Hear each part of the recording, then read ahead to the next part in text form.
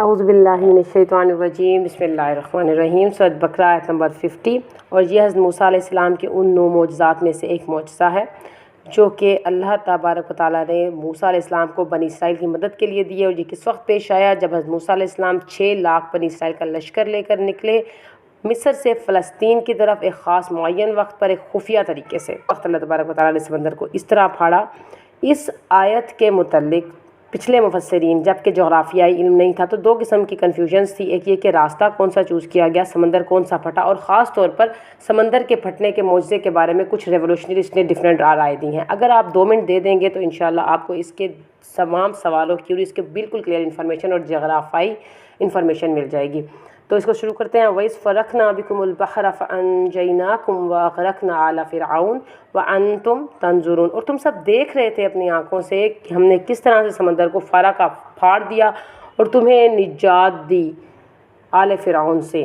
We specially parted the ocean and rescue you from the children of فرعون۔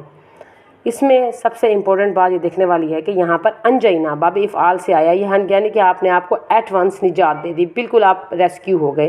اور اس سے پچھلی آیت میں آیا تھا نجیناکم، یہ باب تفعیل سے تھا، اس کا مطلب ہوتا ہے گریجولی، آہستہ آہستہ ریلیف دینا۔ حضرت موسیٰ علیہ السلام کو دیکھ کر سمجھ گئے تھے آل فرعون کہ یہ کوئی عام انسان نہیں ہے، اس لیے بنی اسرائیل پر ہونے والے مظالم کچھ کم ہونا شروع ہو گئے تھے آہستہ آہستہ گریجولی۔ اور ایٹ وانس حضرت موسیٰ علیہ السلام نے ہجرت کی جو فائنل ایکسوڈ ہوا ہے وہ اس کے بارے میں تھوڑی سی اختلاف ہے کہ وہ 1300 قبل مسیح تھا یا 1447 قبل مسیح، یعنی 1450 سال پہلے یہ ایکسوڈ ہجرت ہوئی ہے۔ اور یہ اسی طرح سے ہی تھا کہ جب پہلے جو جیسے نجینا کا آیا تو آہستہ آہستہ تھوڑے تھوڑے قافلے چلتے گئے، جیسے حضرت صلی اللہ علیہ وسلم نے بھی کہا تھا کہ آپ تھوڑے تھوڑے سے چھوٹے ایکسوڈ لے کر جاؤ، اور بعد میں فائنل آپ نے ہجرت کی۔ تو اسی طرح سے موسیٰ علیہ السلام سب کو لوگوں کو لے کر نکلے تھے اور یہ فائنل نجات تھی۔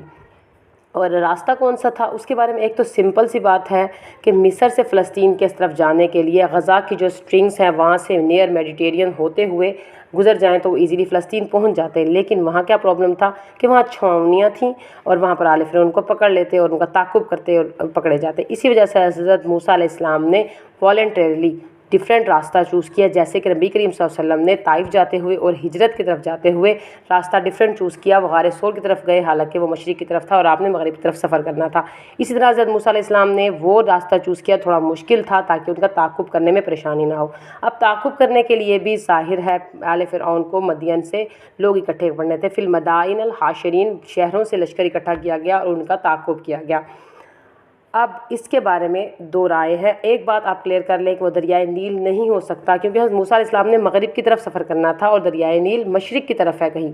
تو جب جغرافیائی انفارمیشن نہیں تھی تو کچھ مفسرین نے یہ رائے دی، لیکن اب جب کہ انفارمیشن زیادہ ہو چکی ہے اور یہ پتہ چل گیا ہے کہ بنی اسرائیل جاشن میں رہتے تھے اور وہاں سے انہوں نے نکلنا تھا فلسطین کی طرف، تو وہ کہاں سے جائیں گے؟ ایک تو یہ طریقہ ہو سکتا ہے کہ وہ گولف کی جو سوئس آف گولفس ہیں اس کی ٹپ سے تھوڑا نیچے سے ہوتے ہوئے نکل جائیں۔ لیکن دوسری رائے مولانا مودودی نے دی ہے کہ نہر سوئس جو خلیج سے بحر احمر کی گھاٹیوں میں ہے اور وہ پورٹ سعید اور بحر احمر کے ساتھ چلتے ہوئے میڈیٹیرین اور ریڈ سی پہلے کیونکہ ایک تھا اور بعد میں with the passage of time یہ الگ الگ ہو گئے اور درمیان میں کچھ ڈپریشنز رہ گئیں جہاں پر بٹر لیکس بن گئی۔ وہ بٹر لیکس بھی اس لیے کہلائی جاتی ہیں کہ وہ سمندری پانی ہے، حالانکہ لیکس میٹھے پانی کی ہوتی ہیں۔ اب وہ جو بٹر لیکس تھیں ان کو درمیان سے جو ان کی جگہیں تھیں ان کو کھود کر ایک برابر بڑی نہر بنا دی گئی اور بحر سمندر اور نہر دونوں کے لیے استعمال ہوتا ہے۔ اس بٹر لیک میں سے ایک لیک تھی جس کے اوپر جا کر حضرت موسیٰ علیہ السلام رکے تھے، اور جہاں رکتے ہی ان کی قوم نے کہا تھا بنی اسرائیل نے کہ دیکھو موسیٰ مروا دیا تم نے۔ اب پیچھے تو فرعون آگ کی فوج آ گئی جو نظر آ رہی تھی آتے ہوئے، اور آگے کیا تھی؟ بٹر لیک تھی جہاں سے جو بٹر لیک پھٹی ہے۔ لیکن حضرت موسیٰ علیہ السلام نے کہا کہ نہیں، اور سورۃ شعراء میں اس کی تفصیل موجود ہے، کلا ان معی ربی سیہدین، کہ میرا رب میرے ساتھ ہے اور وہ میری مدد کرے گا۔ تو ان کو وحی کی گئی کہ اپنا عصا سمندر پر مارو، وہ سیسا ہی عصا سمندر پر مارا تو یہ بہت بڑا معجزہ ہے کہ سمندر بالکل 2 ٹکڑے ہوئے پہاڑوں کی طرح ادھر ادھر کھڑا ہو گیا، درمیان میں راستہ بن گیا جس میں سے بنی اسرائیل گزر کر پار ہو گئے۔ اور وہاں پر دیکھیں آل فرعون جنہوں نے یہ دیکھا کہ ان کے سامنے بنی اسرائیل نکل رہی ہے، نہ کہ وہ ہدایت لیتے اور ہدایت پا لیتے، انہوں نے وہ ہدایت نہیں لی بلکہ دوسری غلطی پہ غلطی کیا کی، وہ ان کے پیچھے تعقب میں چل پڑے کہ یہ راستہ بنا ہے تو ہم بھی نکل جائیں گے۔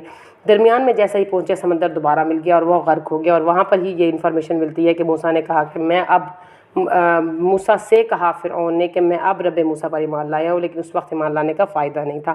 تو یہ خالص معجزہ تھا جس کے بارے میں کچھ ریولوشنرسٹ نے، سید احمد خان غامدی صاحب اور کچھ اور اہرا نے کہا ہے کہ وہ ہوائیں چلی تھیں، اور دوسرا تورات میں بھی اس طرح کی انفارمیشن آئی ہے کہ تیز ہواؤں کی وجہ سے سمندر علیحدہ ہو گیا، لیکن ایسا کچھ بھی نہیں تھا۔ یہ کلیئر معجزہ تھا، بالکل ڈیفینیٹ معجزہ تھا، اور حضرت موسیٰ علیہ السلام کے عصا کی وجہ سے سمندر رک کے ایک دو ٹکڑے ہوا تھا۔